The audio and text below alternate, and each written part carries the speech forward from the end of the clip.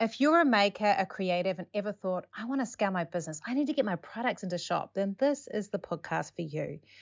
Our guest today, Anneliese, owns Tikitibu, and for the last 12 years has worked with New Zealand creatives to help develop products for New Zealand and offshore, creating them in New Zealand and also creating them offshore. She currently works with over 1,600 New Zealand retailers, is really known in the industry, and has helped several small business owners in New Zealand become names that people recognise, at least for their art and creativity.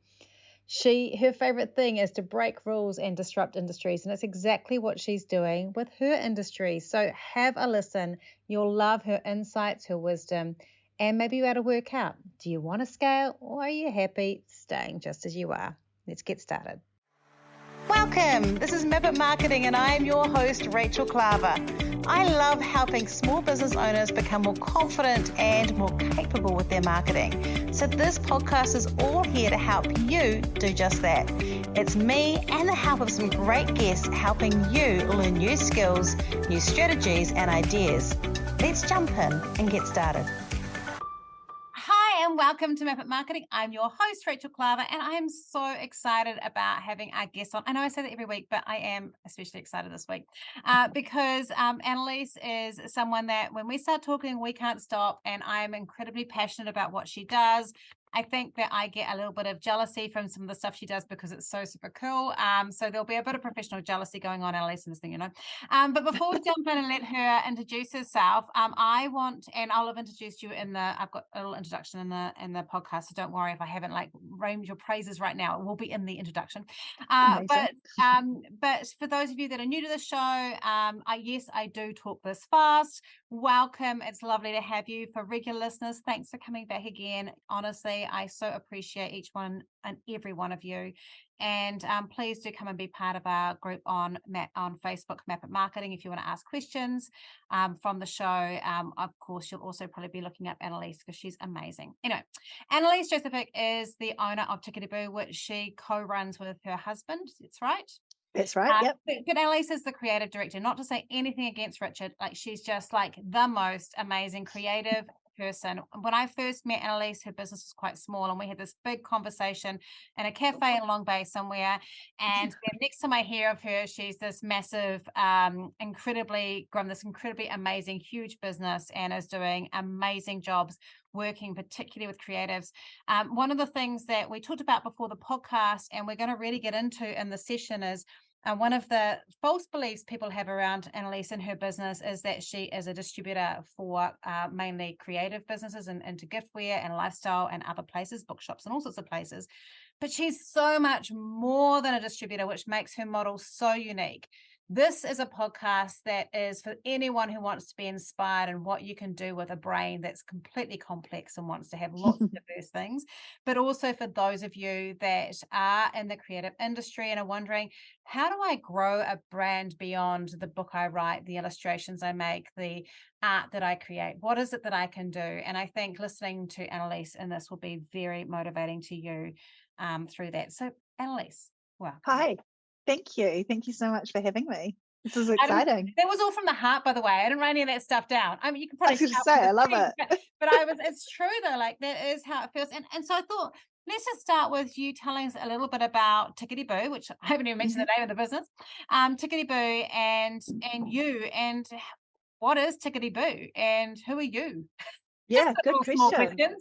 Good question. I think it's taken me probably about 12 years to actually figure that out. And I think I'm only just starting to work that out. That's exciting. It's a journey. Yeah, so we have been, we started with manufacturing products in New Zealand for the gift market. Yeah. And we started working with artists, New Zealand artists. And that was great. That was grand. We did that for quite a few years, and we kind of bumbled along and we did reasonably well, and people liked our stuff, which was great. And then we sort of hit a bit of a junction where we realized that maybe that's not quite the right fit for us. And then we started distributing, and that's when we really started working with creatives, and we started to understand the complexities of what it is to be a creative in New Zealand, the lack of support that there is for creatives in New Zealand in lots of ways, and the potential, huge potential that there is for creatives in this country, because we are a nation that loves to consume its own flora and fauna. We love to, everyone's got a tui on the wall somewhere. We love to have New Zealand products around us, and people are really, really supportive of New Zealand made. So our journey has been kind of like a constant unfolding of all of that stuff. Like, it's so complex and there's so many layers of how do we best support creatives? How do we how do we create something that's sustainable? How do we build our distribution network? How do we make that effective? And so there's lots and lots and lots of things. So as we've kind of like blossomed through the years, it's been very complex in all these different areas. And that's kind of where we're at today, that we go, the reality for us is that distribution and sending out orders and doing the sales into New Zealand retail got us to this point. But what we've learned along the way through manufacturing and business and creative businesses and the how to and what not to do and the 1,000 million mistakes that you can make has really created a much more diverse business model than we ever expected we would have. So you've got three kind of like pointers, haven't you? You've got consulting, manufacturing, distribution. Yeah, so now that's kind of where we've landed this year, is that we've realized that distribution is one of the services that we provide.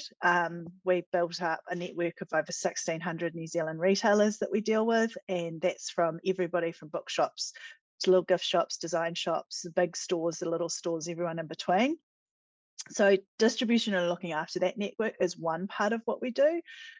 But I would say close to 80% of my time is actually spent on working out how to support the creatives that we work with into thinking bigger, thinking more globally, capitalizing on the hard work that they've done in the images that they've created or the creative work that they've already done. How do we take what you've done and maximize it to the most that we can, instead of having to redo stuff all the time?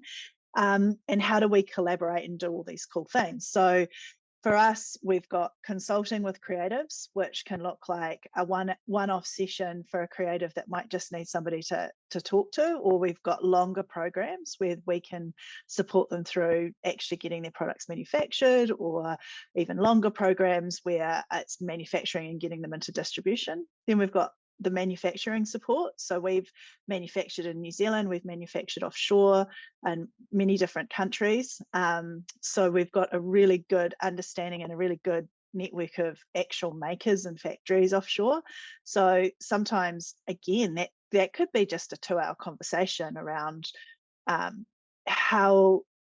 what are the terms? Like, so many people are starting out going, well, I want to do a thing, and I found a manufacturer offshore, but the manufacturer is using terms that they don't understand. So it's kind of just giving a layman's terms and a rundown of, this is what it all means. This is what shipping terms mean. This is what they're asking for when they ask for this. So that's the manufacturing side of it. And we also offer services within that where we can do the manufacturing for you. We can look after it and introduce you to our factories, all sorts of different levels and layers. And then we've got the distribution side of the business, which is New Zealand distribution. We've got down pat, and we're working at the moment on a more of an international distribution model where we're working with distributors in different countries and introducing them to our amazing creatives, because we've got some pretty cool stuff going on, and a lot of the international distributors are really blown away with some of our creative work. So that's the next kind of frontier for it, which is quite exciting. So I really like, there's quite a lot in there. So there's a few things I wanted to pick out. One of the things I like about your model is, and let's just talk about the manufacturing or the consultancy into manufacturing, is that when I was a freelance writer, we used to talk about a thing called spidering. And I've also worked about this with people. They call this in for speakers and film as well, where you take one product or one idea and then you spider it, which is like my book, Be a Spider, but you spider it. And you go, okay, I've got this beautiful image. Now that could be on the front of a journal, or that could be part of a calendar. That's what you're talking about when you're talking around that, using an artist's image or something like that, and finding ways that you can increase the profit and the availability of that image on other things. Totally. Or it could be like, for example, like a character in a book as well. So it could be, sometimes you've got, depending on the mode of creative that we're talking about, like if they're a visual artist and they're painting a painting, and that painting takes them, 20 hours to complete, and it's not able to be turned into something digital if it's absolutely hand painted, and that's there are different pathways for that creative. So that creative who takes a really long time to create something absolutely phenomenal, but they may only create 10 pieces a year. Yeah. How can My you kind scale of that, work, right? yeah, totally. So Yeah. so really for those people, it's what is your pathway and what is your journey and how do you make money off of what you're doing, but also understanding your value within that process. So for that person, for that creative, it might be 100% going down the gallery route and really creating high-end artwork. And do you have the chops for that, essentially? Then you've got other artists that are pumping out work left, right, and center. So for them, when they're really prolific and they don't have like those barriers, that they're not, like they have got a lot of content to deal with, then what are the opportunities? But also, how do we capture that artwork to make it easy if we are going to go down a commercial route with doing manufacturing and doing products and things like that? So could it be that as you create things, you digitize it along the way? So do you scan assets that you can then later have a vault that you can turn to and go, oh my God, that thing that I did ages ago, that would look amazing put across that thing over there. And so there's lots of different ways of capturing that creative work so that you're not redoing it all the time and not having to go, oh, we have to do a new piece of work. Yeah, because I think one of the things, like, so I love this because I've worked with quite a lot of creatives. For some reason, I think my ADHD brain is one that they find attractive to work with. And so I'm really passionate about finding ways that people can repurpose. But I do think that one of the reasons that makes you stand out in what you do is I've watched artists do this successfully overseas, like particularly I think Australia, because they're close. They do this really well with their artists where, if you look back at Ken Dome back in the 80s or something like that, you had Ken Dome, you've got like I can't remember her name now, but she's a fabric artist, and there's different people, and they've really been able to build this machine or this business around their creativity. And I know that you've helped businesses do it, but I still think in New Zealand, it's still quite a new concept to think bigger beyond the artwork. I think so. And I think we have a younger industry, I think. And because we have a smaller population, understanding the population size in New Zealand really has a massive impact on the speed at which work is relevant. So, we have this all the time. We've only got 5 million people. Out of those 5 million people, you've only got a tidgy tiny little bit that are actually going to really love your work and want to buy it. So you have to figure that formula out essentially and go, well, who am I marketing to? How many people are actually going to buy this? And then once they've bought it, how am I going to keep them interested? Because I absolutely am not just going to be able to reproduce the same thing over and over. If it's a visual thing, if it's an accessory thing, if it's a lifestyle thing, they're going to want what's new. And so I've always kind of looked at New Zealand like you get on this hamster wheel, and as soon as you create something, if it's successful, man, you got to be looking at next season and what's happening next, because before that's sold out, you need to be on to the next thing, because they're not going to want the old thing. And that's true for some stuff, but then some stuff when you're dealing with a creative concept where you're doing something really phenomenal, like let's say you're coming up with skincare, for example, and you do something that's just out the gate and it's amazing. Of course, you don't have to keep rewriting that, but that's just a different creative approach to what your work is, essentially, what your skills are. So understanding where you sit in this, like, are you going to be somebody that has to reproduce and reproduce and reproduce and have something amazing all the time? Or are you somebody that's going to put all of your energy into creating this one amazing thing? And then it's, how do we build the brand? How do we build the audience? How do we keep them coming back? because a visual thing where you're looking at it and you're going to be turning it over quickly within a season is very different from a repeat customer coming back because they absolutely love the product. So and the it's conversation, a reusable product, like one of yes, the, we buy it yes, once and you're like, consumable. I want actually this season's Yeah, look, like it's fashion. It's like yeah, art exactly. fashion. Whereas the Yeah, other one is more just building a brand that people go, this is now my regular skincare routine, or this is 100%. regular Yeah. thing I So the use. Yeah, conversation, it's it still different. starts. It Mm. still starts with a creative at its essence and at its core. It's still that person that's willing to take a risk Mm. on their passion and their ideas. That's a creative person. It doesn't matter whether it's visual or skincare or what. It doesn't. Yeah. Writing a book, it doesn't really matter. It's still starting with that person who is doing a heartfelt, heart-led project, and that in my mind is what the creative is. And then it's understanding how do we reach the audience and keep them interested and keep them coming back, whether it's because we're doing new stuff all the time or whether it's because the product is so amazing or social enterprises or whatever that might be. That's how the conversation then splits and changes depending on what your intention is. I really like that because I recorded a podcast yesterday, which will have aired well before this one, on how service providers need to do a similar thing, because that's obviously my space. And like in terms of like going, how do we adjust our sales every year and refine what we're doing? And it was interesting you talked about that fashion thing, because that's how I see business. I go, every year we should be adjusting our sales, adjusting the way we do things because of the economic state we're in, because fashions change, because needs Yeah, change. And it's exactly the same. It's kind of cool. Like, yeah, we yeah, do the same thing. We just do it in yeah, different markets. And yeah, that's why totally. I think I really love what you do. Because part of me Mm. also, every time you talk about it, I'm always like, oh, you have the coolest job in the universe. Yeah, Do you, I do do. you, do you feel like there's still a cultural cringe? Because I was thinking the other day, like I was, my daughter's really into sewing. So I was in Spotlight with her, and she was getting some fabric. And I was going, oh, I love these colorful fabrics. And then I picked them up, and every single one of them was Australia, flora and fauna. And I was like, they were gorgeous, but I was like, it's kind of crazy in New Zealand that here are these gorgeous Australian prints, Yeah, and we're putting them in and I actually literally, I have actually, if I think about it, this thing behind me, that's an yeah, Australian plant on yeah, a piece of fabric. yeah, So yeah. I'm looking at it and going, do you think there is still cultural cringe in New Zealand a little bit that can cause problems, or do you think that's gone or going? I think I've got pretty strong opinions about this. I think that Uh-oh.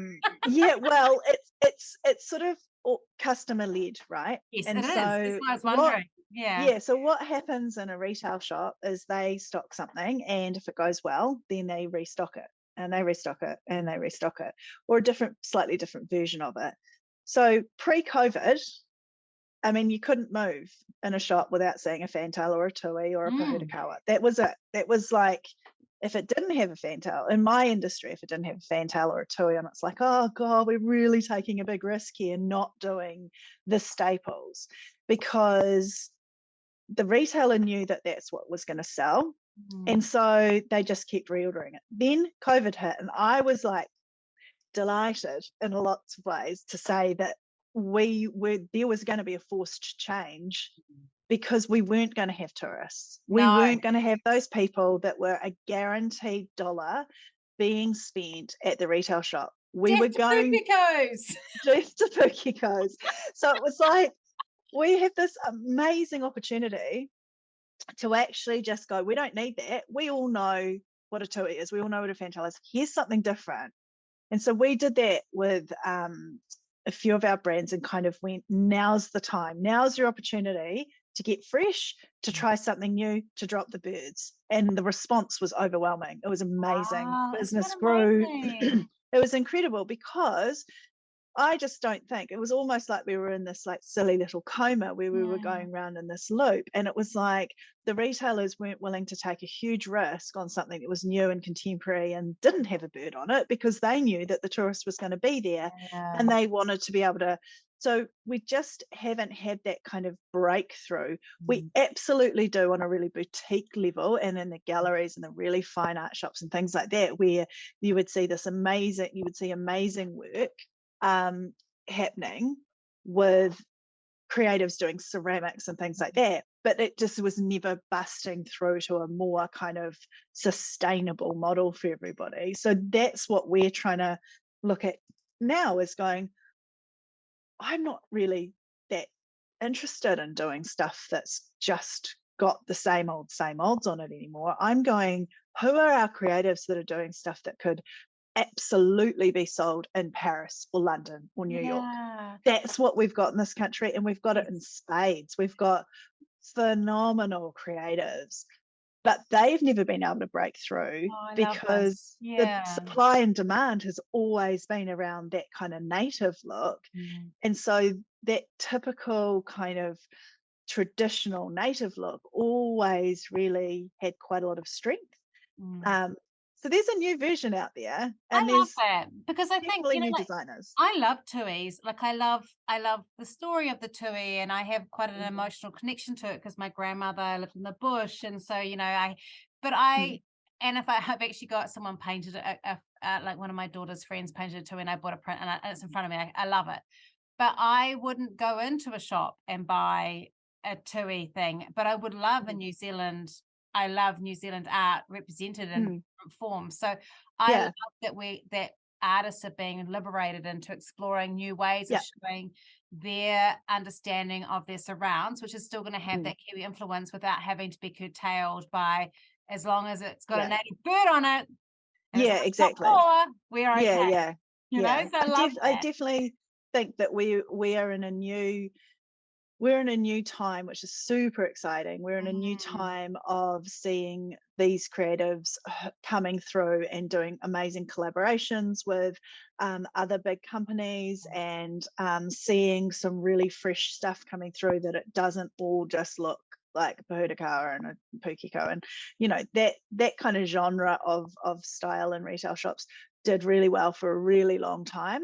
But now we're busting into this new stuff. And the really exciting thing that I've sort of seen this year is talking to more international brands and more international distributors and things like that, is that it's kind of like we've exploded onto the scene. We're not coming from behind anymore, which is super exciting. So we always felt like we were probably a good couple of years behind the trend. So for gift and design and stuff like that, what we found is that now we're actually right up there with what's happening globally, and a lot of distributors are turning around and stores are turning around to our creatives and going, you guys are doing amazing stuff. Like, why haven't we seen this? Why are you coming to Australia? What's going on? And they're like, it's just really bold. It's really beautiful. And we're like, what is it? Well, we've just been head down, bum up in New Zealand, doing our best and having fun with this new kind of freedom that we feel like we've got. So yeah, I think there's some really exciting possibilities coming through. And also, New Zealand has changed over COVID, particularly in that first year. They just got right behind New Zealand Made and New Zealand creatives. It was incredible. I think that was really empowering. And I remember, obviously you will have heard of the Choice group, which had that crazy growth during that time.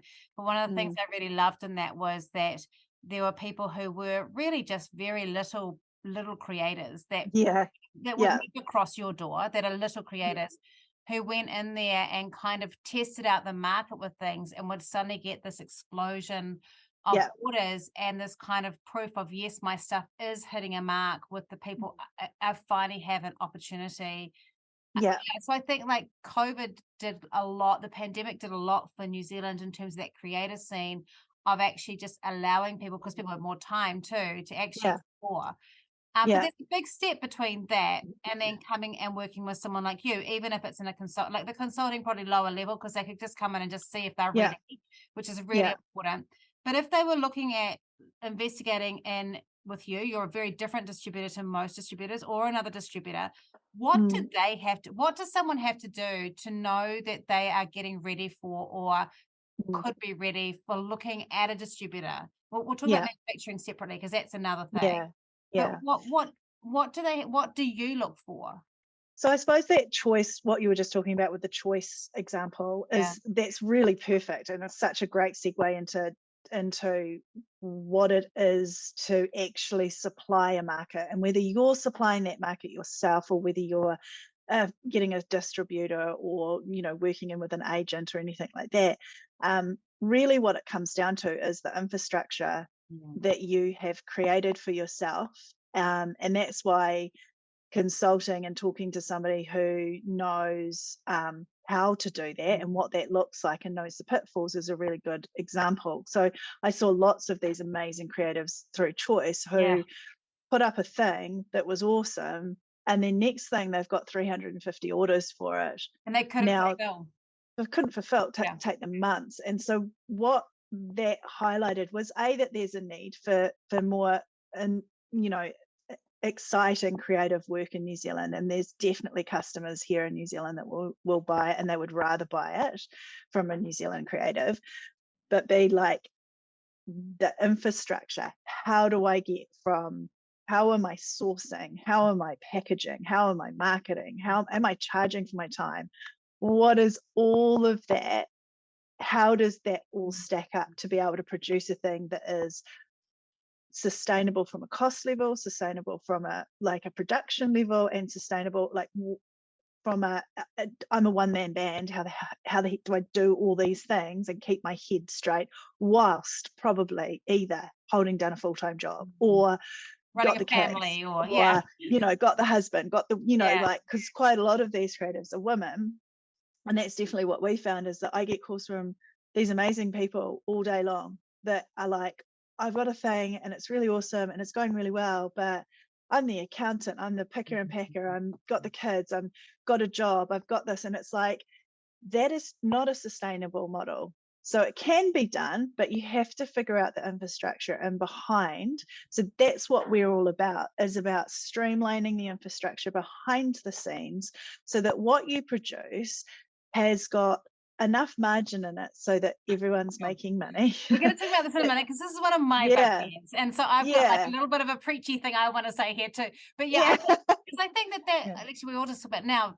That's one of the things that I think I get the biggest bug with, because one of the things that I'll see in a Facebook group is someone will go, oh, I've decided I want to take the next step, so I've decided to wholesale my products, but the retail store wants to have, I've said to them that they can have like a 25% discount on my product, and they're not happy with that, and it's just not okay, because then I won't any making money. I'm like, it's not the retail store's fault. They want at least 45-50% markup essentially, and then if you're a distributor, they'll want like a similar. Your product needs to be 25%. Your wholesale product needs to be like at least 25% of full retail price.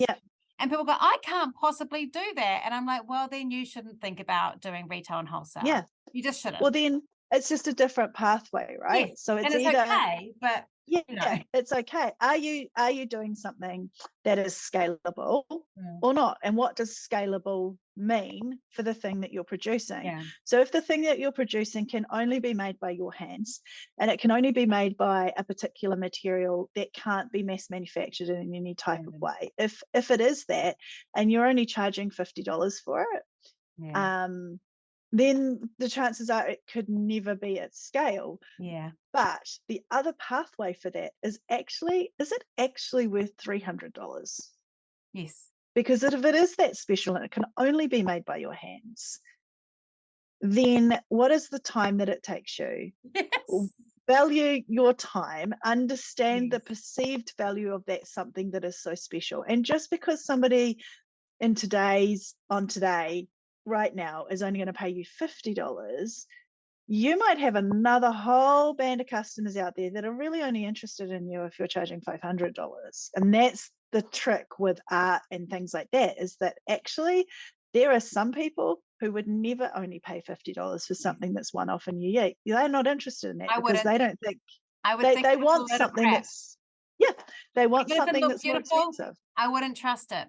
And I think that's actually a really great, like I had this happen to me earlier on in the year where I've been having to learn to charge for my public courses, and my clients have forced me to do it. They've been like, you have to start doing this, stop giving everything away too cheap. And I had a course that I set really cheap because I was just testing the market, and I had someone who approached me to say, I want to work with you, but I saw you were doing this course, and I think you can't be that good if you're doing that course at that price. So you're going to have to convince me. And I immediately got off that call and went and put the price up on that course. Yeah. Because I didn't realize, like, this is such an important, like, we've had this conversation about money. Yeah. And I think it's really good as us too, as business owners who are women who undervalue our own genius all the time. Yes. We're good people to tell people this, because you and I have both had to learn this. Just like even up until Painfully. last week. Like it's taken a long time. And we will continue to learn it. Like next absolutely. year we'll charge more, because we'll have learned that we are still undervaluing. We have reached the apex of our mindset right now, and we will need to revalue that again as we grow. Yeah, absolutely. You know, absolutely. So I mean, it still has to be. It has to be amazing, the work, and that's the you know, it's important that there are some people that get that a little bit wrong, that they're doing something that has taken them a long time, but they're not quite landing on the mark of their work being amazing. And if they try and charge too much, it might fall over. But I think that genuinely, for the most part, we see creatives come along all the time that do something and they can't imagine selling their painting for $1,500. They're like, no, I only charge $400. But they're selling them all the time. And it's like, well, if you're selling them, then they're in demand. People are connecting with them, and it's probably worth more. And actually, you're not making any money selling your painting at $400. So if you've got that sell-through and that attention, and you feel like you've got that energy around your work, and you feel like people are responding really well, then there's absolutely nothing wrong with putting your shoulders back and going, okay, this actually took me 10 hours. And if I charge myself out at a reasonable rate, like it needs to be more than $400. And then you've got the perceived value on top of that as well. And the perceived value is all the other stuff that we wrap around the work that we do. If the perceived value is higher, and understanding the perceived value of something is very different from understanding what we were talking about before, which is like all the sustainable kind of network behind the thing that you create. So the infrastructure. So you've got that's just really getting you to a cost price. That's just going, actually, it just costs me this much just to produce it. And then we can layer it up with the perceived value. And the perceived value can be altered and changed with things like packaging and marketing and the social enterprises that you might be connected to, or your messaging, or how you target it. The perceived value of a product can change wildly. So that's all your branding and stuff. I've worked with quite a lot of skincare brands, and I always find it really fascinating that I will know the cost price, because I have to often, of something. And two businesses can have essentially a very similar product with a similar active ingredients in it. And the cost price of both of those products might be $4.50, including packaging. And one of them will sell it for $19.95. And the other one will sell it for $89.95, because the value, and they are the same product. It's just the way they've packaged it, the way they've marketed it. The cost price is still the same. Yeah, absolutely. And that's no different than a creative. Yeah, it's absolutely a thing to me. Yeah, it's absolutely no different than a creative. Is that, you have to have good work. You have to be good at what you do, but you have to be really clear about who you're selling it to. And I think that understanding who your customer is and making sure that you're not in a step with that. So if you've got a really, really, really young, vibrant product that would really appeal to an 18-year-old, don't put $100 price tag on it, because the 18-year-old is going to always either have to ask permission to spend that amount of money. You know what I mean? It's like, understand. I'm trying to explain to my girls, no, $70 on sale for a pair of pants is cheap. That's a good pair of pants for us to buy. And they're like, I wouldn't spend more than $19. I'm like, yeah, because you are 17. But I'm buying those for you because I know they're good value, and you'll wear them for so it's kind of like, so, because I think that one of the things with creatives too is that if you're in a bit of a poverty mindset, if you are going, I can't afford this price, then you fall into the gap or mistake of thinking that your target market wouldn't pay that price. Absolutely. But that's where work around your infrastructure being your building costs of what it takes to get there, but also the infrastructure of who am I selling to, and having that conversation, and also capturing that information. So there's so many amazing tools with social media now and websites that track everything. Yeah. If you're selling in that zone, you have got full access to understand who your audience is. And then once you understand that, you can figure out how to manipulate that audience in a good way, In a nice to way. appeal it to, in a nice way, Yeah. to appeal to that person that's really, really interested in it. So really, it's understanding all the infrastructure that goes into creating the thing, and then all of the forward momentum, and how do we market it and affect the perceived value of the product into the marketplace and who our customers are. So that's kind of where I think the infrastructure, the what it really takes, and is it scalable, and how do we buy in bulk to bring the production costs down, or how do we employ a company to do one part of it or this part of it. All those things are all part of that initial conversation of building up. Taking away, because I think for creatives too, all of us, when we've created something, you feel like a great sense of ownership, and it must be quite hard. And that's, I guess, the other thing with infrastructure, of a letting go of full control over that process, trusting that a company can reproduce your print beautifully on the fabric that you're making something out of, or designing it and casting it in stainless steel or tin or enamel or whatever it's doing. There's a trust process that has to be going through infrastructure. You almost have to find your tribe, right? Like there'll be people who, and we've used lots and lots and lots of companies for lots and lots of different things. And when you strike the company that works well for you, and that you guys,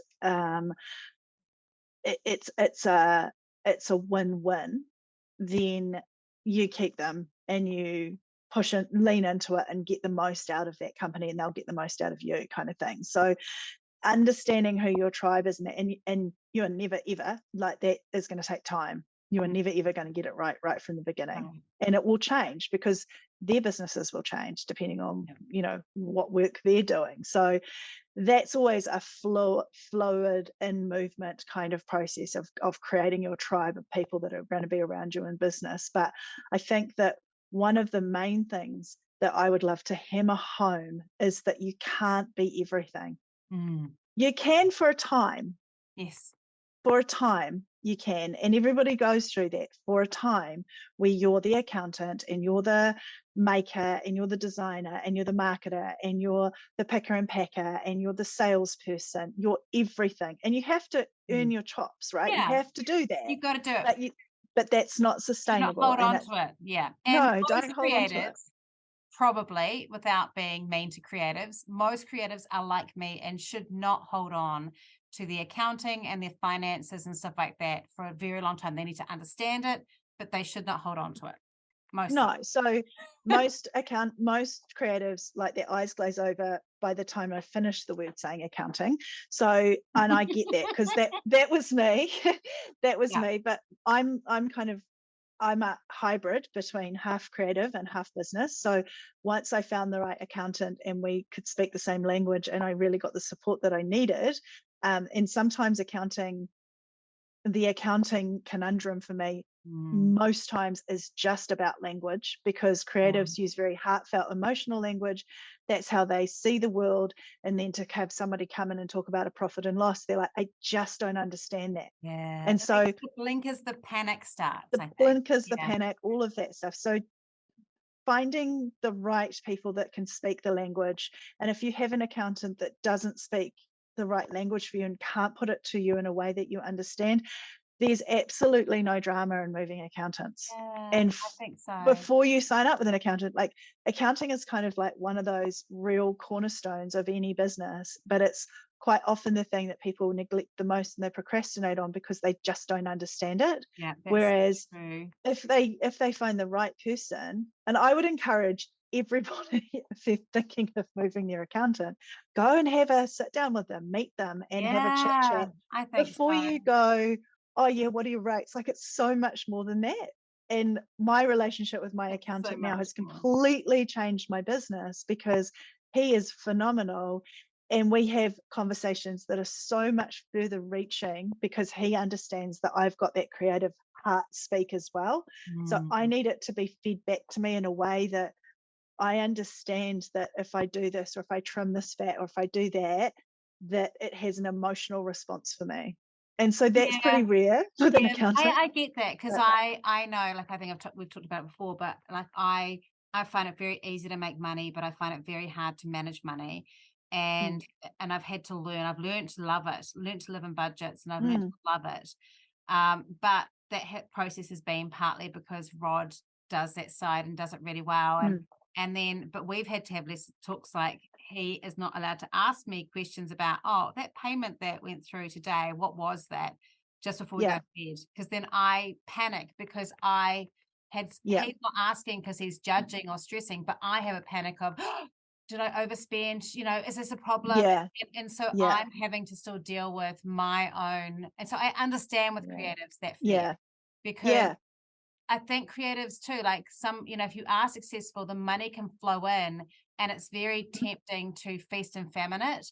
And I've yeah, learned the joy of putting money into a tax account and putting money aside for like yeah, problems and buffers. And, you and I know we've both worked with mm, creators. One of the biggest issues creators have is they tend to spend all their money as it comes in and don't yeah, put aside for things like big manufacturing costs or big yeah, changes yeah, or improving your team. They don't do yeah, that when it's going well, and then yeah, they can't pay and absolutely. get into trouble.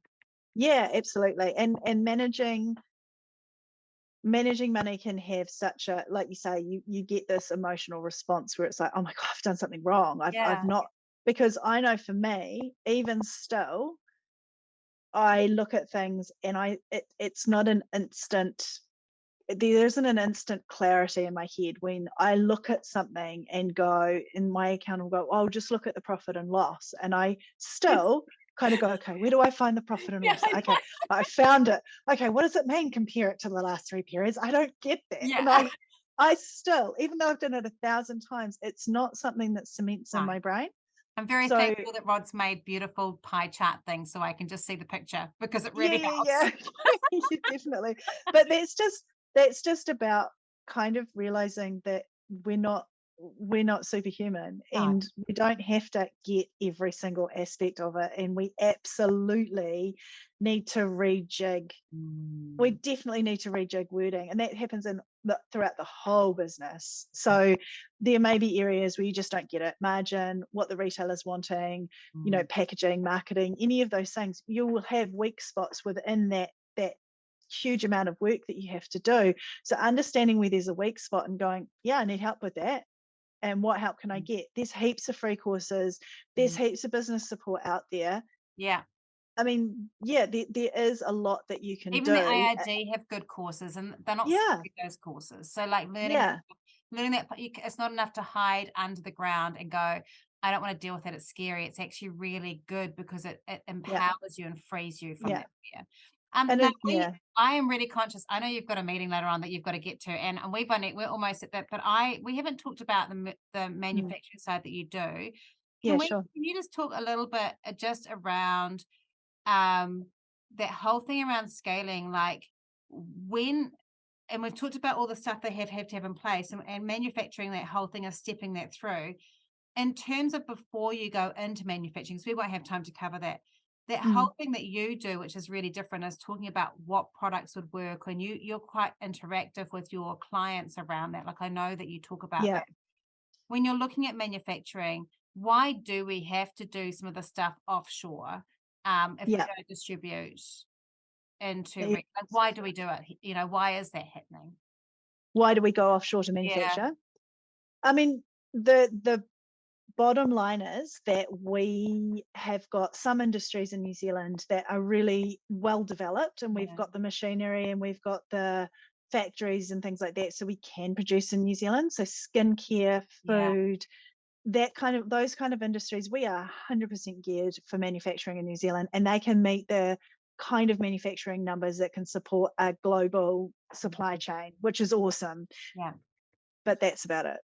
So I think So it's such a good thing to say out loud, yeah, like because there's you just not a acknowledge huge, two areas that we're really nailing in New Zealand, but absolutely, there are yeah, gaps.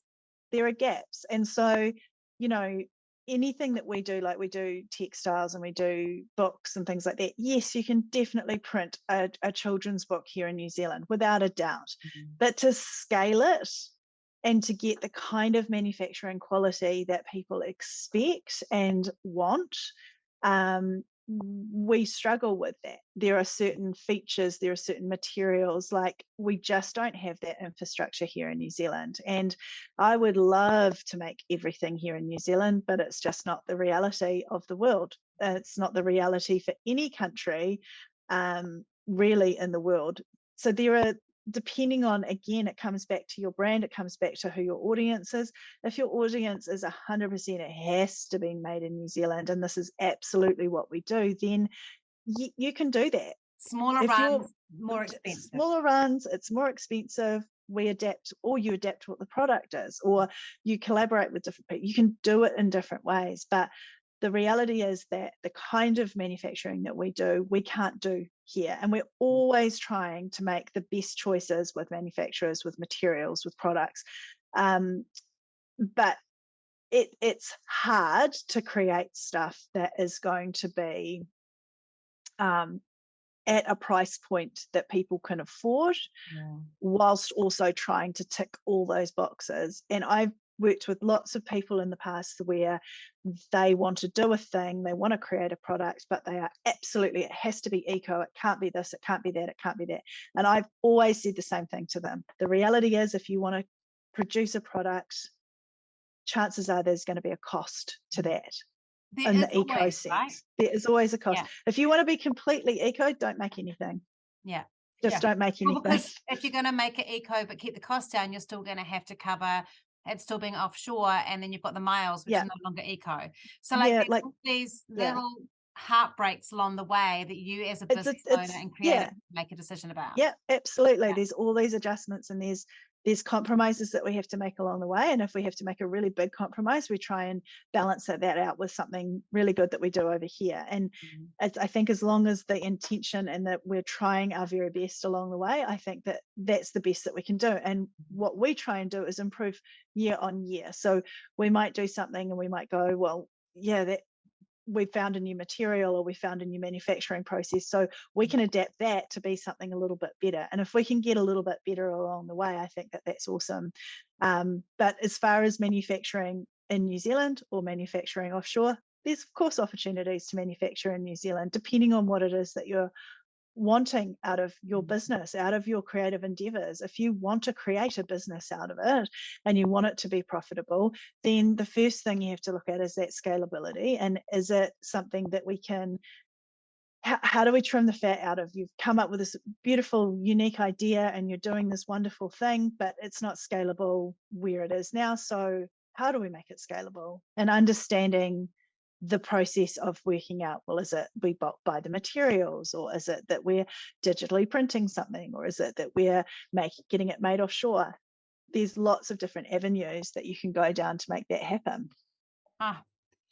Well, I kind of feel like I'm just going to make an announcement tonight to get you to come back on again in a few months' time to talk about, because I feel like there's so many things that I like. I mean, I'm a conflicted creative where I'm always like, I just want to quit my job and go and do like cool creative shit. But I do creative shit in my job, so I shouldn't actually say that, and Rod would kill me. But I think that it is, what I love is I do get excited by the pragmatic side of creativity. I get excited about scaling. I've never been a creative for the sake of creative. I've always thought about the business component. But what I really loved about this conversation is that you haven't said you must do this. You're saying, if you're a creative, be aware of these are the things that need to be happening, and then you can weigh it up. You can choose to have whatever creative business you have, but these are the things you need to think about if you want to shift and scale. Absolutely. Like, whenever I've consulted with someone, whenever we sit down for the first thing, we almost put whatever the creative endeavor is aside and we talk about the person. And it always comes back to the person. So what's your life like right now? Like, have you got kids? Are you living alone? Are you a single mom? Are you a single dad? Like, what's your risk factors? What are your risk factors? Have you quit your job to do this thing? Like, let's understand all of those personal parameters and understand what it is that, and then once we kind of understand that, then we can talk about, well, what's actually achievable and what is going to be the right fit. Because if you think that you've got a full-time job and you've got kids and you've got other commitments and you're going to be sitting at home making these things at night, which is a very, very big common reality. Very common. Then if I know that it takes you 15 minutes minimum to make one unit, and you want to come and step into my distribution network where we're servicing 1,000 odd stores, if that goes off and I turn around and you say, hey, I need 500, you're going to look at me and burst into tears, because there's so much that needs to happen in there. So there's ways of testing the market, proving the concept, making sure it's right, limiting it to, and maybe you do step into a distribution network with somebody, but you go, hey, you know, if you can support me as I grow, I really only want to get into 20 stores. Or you get into 20 stores yourself. And absolutely, that was my process. I started in the garage doing a thing, didn't know what was happening from left to right, didn't even have a GST number, didn't know, walked straight into a gift fair, a New Zealand trade gift fair, walked out with 60 retailers and promptly burst into tears because I had no idea what I was doing. I've actually got a couple of clients that has happened to, where they've walked out and cried and gone, and just gone, barcodes. Yeah, amazing. And I remember after my first gift fair going, what? I have to charge GST. I know. Oh my gosh, I didn't even factor that in. What am I doing? Yeah, I love that. Because so if people want to work with you, because I think that I would say, don't even know what your prices are, but I don't care. I think that if you are a creative that's got goals and a dream that you want to grow, like having a session with Anneliese would be a really good defining moment of deciding for yourself. So you can start mapping something out. But how do they do that, Anneliese? Do you take people just for like a session, or do they have to sign up for things? So what we've done is we've broken our business and our service into 3 categories. We've broken it into consulting, manufacturing, and distribution, because I think that what really excites me is having those one-on-one consulting sessions where it might be a couple of hours and you walk away with something super tangible for you to go and build your own business. It's not about slotting into my distribution, my mega network of distribution. That's absolutely not what it's about. My passion really is empowering creatives to understand that yes, you can do it. Yes, you are going to make mistakes, but if we can try and help you get on a foundation that means that you kind of know where your strengths are and where your weaknesses might be, and you've had a really good talk with someone who's walked the walk and literally made every mistake under the sun. Like you couldn't throw a mistake at me that I haven't made, because I have literally done it all. That's the best. All of it. Yeah, me all too. Of it. Right. And still doing all of it, by the way. Learning never stops. But that's where that makes me really excited, is just having somebody that has a session, and then they come back in a year's time and go, oh my God, guess what? This happened. Can we have another session? Because maybe we are ready for distribution, or hey, we're ready to manufacture offshore, or whatever. And I think that initial consultation, that initial conversation can be so beneficial. And that's probably, that initial conversation is where I feel like business support for creatives is kind of lacking. Yeah. So I've had lots and lots of creatives who have come to me and said, oh, well, I went to Auckland Chamber of Commerce, which is an amazing service, and they would put them in touch with a business mentor.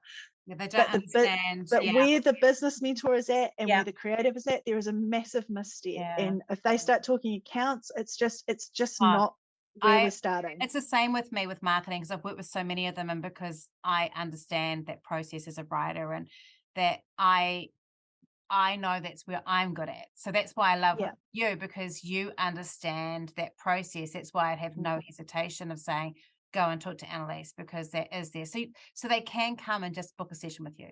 Absolutely. And how do they find you for that?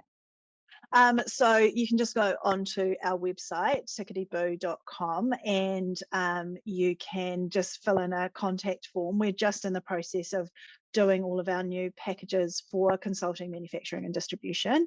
And so if you just come on and say, hi, hey, heard you on the podcast, would love to chat, then I can get in touch with you and send you out all of our pricing and things like that. And we're, again, a little bit like yourself, we're becoming a regional business partner with Auckland Chamber. So some of that, certainly that initial consultation, depending on where you are in the country, will be able to be funded. Yeah. Yes, up to 50% people, up to $5,000 a year. And Anneliese will be registering all the way through New Zealand, so you can have a Zoom conversation with her, because her services will be awesome.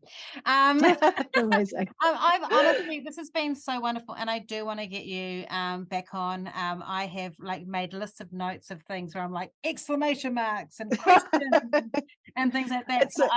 It's a big topic. It's a lot to cover. It's such a good topic. I'm really excited to have people listen to this and go, this would really help me. I love that you and I have both been on that journey of developing healthy boundaries, and we're passing that on to our clients. I think that's awesome. Yeah. We have our own learning, and that we've both made mistakes. So it's been a huge pleasure to have you on, and your clients are lucky to have you.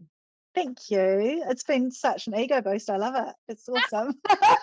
You're so kind. Thank you so much. And I do just want to say that Rachel, I had a meeting, like Rachel said, in a cafe in Long Bay, years and years and years, 100 years ago. And I remember just feeling, when I went to meet with her, I remember feeling so incredibly lost and so incredibly like I was fighting against the tide constantly. And Rachel said this one thing to me that changed my entire perspective of myself and changed my business, and still continues to change my business, is that I'm a complete scatterbrain. I like to have 5,000.